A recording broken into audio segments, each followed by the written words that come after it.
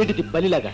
బల్లిలా కాదు పిల్లోడా, ఈ దేశం ఎలాగో నా మీద రేపిస్టని ముద్ర వేసింది. ఇక నాకు ఈ జన్మలో పెళ్లి కాదు. కనీసం నిన్నొక్కసారన్నా రేప్ చేస్తే ఆ తృప్తైనా మిగులుతుంది. ఏంటి నువ్వు నన్ను రేప్? ఏమిటిది?